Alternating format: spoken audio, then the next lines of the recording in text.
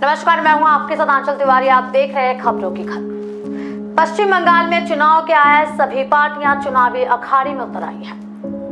पश्चिम बंगाल में ममता के गढ़ में ममता को ही मात देने के लिए सभी पार्टियां हर संभव प्रयास भी कर रही हैं। साथ ही साथ सत्ता पर काबिज होने के लिए ममता को दरकिनार करके अपनी सरकार बनाने के लिए हर संभव प्रयास भी किया जा रहा है।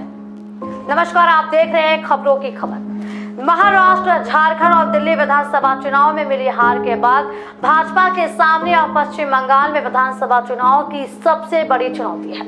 ऐसे में बीजेपी पश्चिम बंगाल में अपना किला गाड़ने के लिए हर तरह का पासा फेंक रही है और पार्टी अभी से हर वो सियासी हथकंडा अपना रही है, चाहे वो पार्टी के अध्यक्ष जेपी नड्डा और गृह मंत्री अमित शाह के रोड शो हो या फिर राष्ट्रीय स्वयंसेवक संघ के प्रमुख मोहन भागवत का दौरा। बीजेपी गंभीरता से बंगाल के चुनावी मैदान में कूद चुकी है। इसके अलावा शुभेंदु अधिकारी और कुछ दूसरे नेताओं का टीएमसी छोड़कर बीजेपी में शामिल होना बीजेपी की मुहिम के लिए काफी अहम भी माना जा रहा है। लेकिन चुनाव के बाद बंगाल में सत्ता की बागडोर बीजेपी पहली बार संभालेगी या टीएमसी तीसरी बार विधानसभा चुनाव जीतकर सत्ता पर बनी रहेगी, ये कई बातों पर निर्भर करता है। शुभेंदु के बीजेपी में शामिल होने से क्या ममता दीदी की हार तय है? क्योंकि बंगाल की मुख्यमंत्री ममता बनर्जी के खास माने जाने वाले शुभेंदु अधिकारी के पार्टी में शामिल होने से भाजपा को आगामी विधानसभा चुनावों में बड़े लाभ की उम्मीद है। शुभेंदु अधिकारी न सिर्फ मुख्यमंत्री ममता बनर्जी की टीम के प्रमुख सदस्यों में से एक थे, बल्कि कई सीटों पर अपना प्रभाव भी रखते थे, क्योंकि 294 सीटों में से आधा से ज्यादा सीटों पर अब्बास सिद्दीकी और शुभेंदु का कब्जा है। ऐसे में ममता दीदी को बंगाल के चुनाव में करारी हार का सामना करना पड़ सकता है। वहीं अगर सीटों की बात करें तो शुभेंदु का 100 से ज्यादा सीटों पर प्रभाव है और एआईएमआईएम पार्टी के मुखिया असदुद्दीन ओवैसी के करीबी कहे जाने वाले अब्बास सिद्दीकी का भी कम से कम 80 से ज्यादा सीटों पर दबदबा है। लेकिन राजनीतिक विश्लेषकों के मुताबिक बंगाल के चुनाव में एआईएमआईएम के मुखिया असदुद्दीन के पाले में ज्यादा से ज्यादा 5 या 6 सीटें ही जाएंगे। ऐसे में 180 सीटों पर ममता दीदी को सीधे नुकसान होगा और 180 सीटों का फायदा सीधे बीजेपी को मिलेगा, इसमें कोई भी दो राय नहीं है, जिससे बीजेपी पश्चिम बंगाल में अपने जीत का झंडा लहरा सकती है।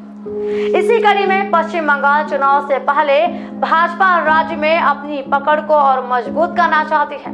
इसीलिए राष्ट्रीय स्वयंसेवक संघ के प्रमुख मोहन भागवत 12 दिसंबर को पश्चिम बंगाल के 2 दिवसीय दौरे पर पहुंचे थे, जहां उन्होंने लोगों से जुड़ने के लिए जमीनी स्तर पर उतरते हुए राज्य के साथ ही गांव और कस्बों के लोगों से भी मिले, जिससे यही अंदाजा लगाया जा सकता है कि खुद संघ भी यही चाहता है कि उसकी लोकप्रियता लोगों के बीच बढ़े और आने वाले समय में बंगाल में बीजेपी और संघ का जनाधार हो। बता दें कि अगस्त 2019 के बाद भागवत की यह 5वीं बंगाल यात्रा थी। उनका ध्येय संगठन को ब्लॉक स्तर पर मजबूत करना है। इससे पहले वह 2019 में 1 अगस्त, 31 अगस्त, 19 सितंबर और 2020 में 22 सितंबर को बंगाल की यात्रा कर चुके हैं। ऐसे में यह यात्रा राज्य में होने वाले विधानसभा चुनाव के लिहाज से अहम भी मानी जा रही है। संघ की मौजूदगी 1939 से बंगाल में रही है, लेकिन वामपंथ के 34 साल के कार्यकाल में संघ का प्रभाव व्यापक नहीं हो पाया है। 2011 में वामपंथी सरकार जाने के बाद और 2014 में केंद्र में मोदी सरकार के आने के बाद से संघ लगातार बंगाल में अपनी पकड़ मजबूत करने की जुगत में लगा हुआ है। तो देखना काफी दिलचस्प होगा कि पश्चिम बंगाल में किसको जीत मिलेगी और किसको हार।